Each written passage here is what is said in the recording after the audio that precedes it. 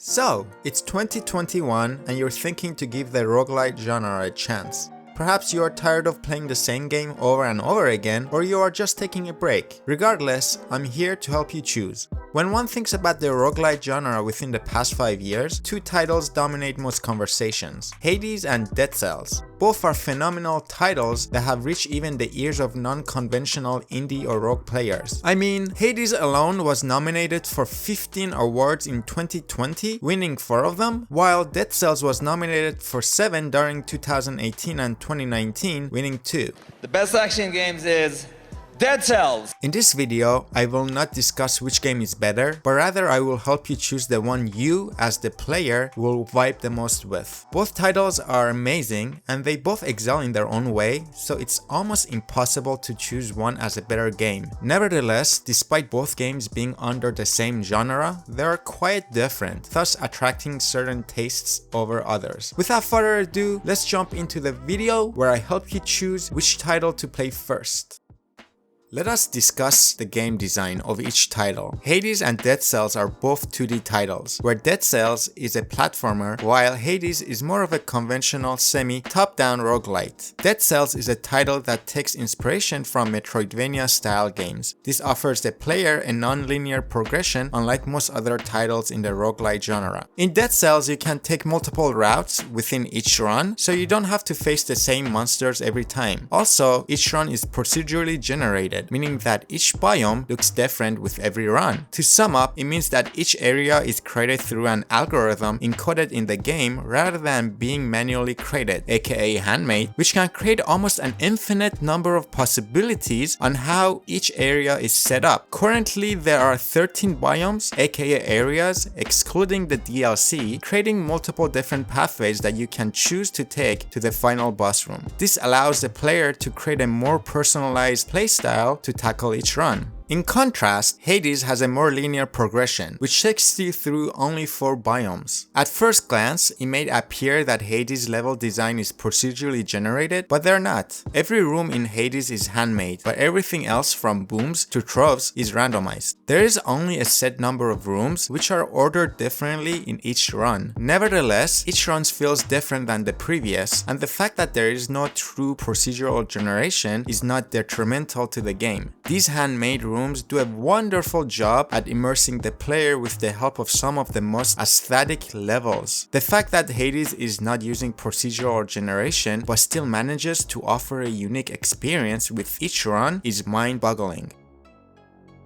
I am assuming that if you're looking to play a roguelite, then you must be looking to challenge yourself. After all, both roguelike and roguelite genres are known for their unforgiving gameplay. So the question is, how much of the challenge are you looking for, Habibi?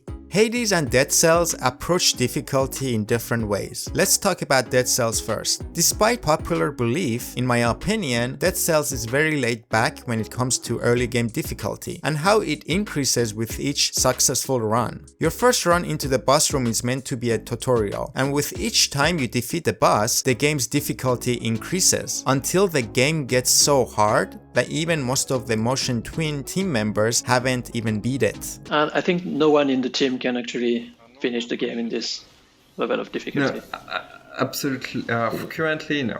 Nevertheless, the difficulty increases gradually, so the player never feels completely hopeless. In contrast, Hades' early game feels more difficult, but it dampens for a bit while you're unlocking new mirror upgrades, weapons, contractor upgrades, and yada yada yada. Oh boy, once you beat the final boss for the first time, you will get access to a new feature called Packs of Punishment. This feature allows the player to make each run more difficult for better rewards. It is here that the degree of difficulty in Hades has the potential to increase exponentially, way faster than Dead Cells and even GameStop stocks. So to sum up, Dead Cells difficulty automatically increases with each successful run, whereas in Hades, the player gets an option on how much they want to make the game harder. Thus, they can strategize to accommodate the increased difficulty.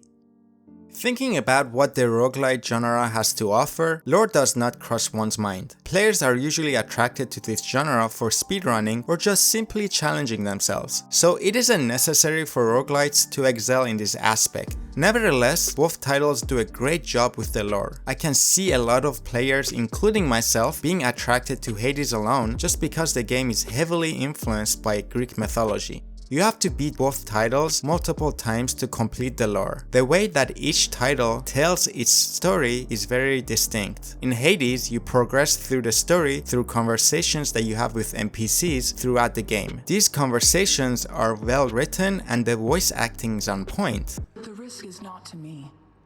I expected the Olympians would involve themselves in this. Also, the soundtracks are out of this world.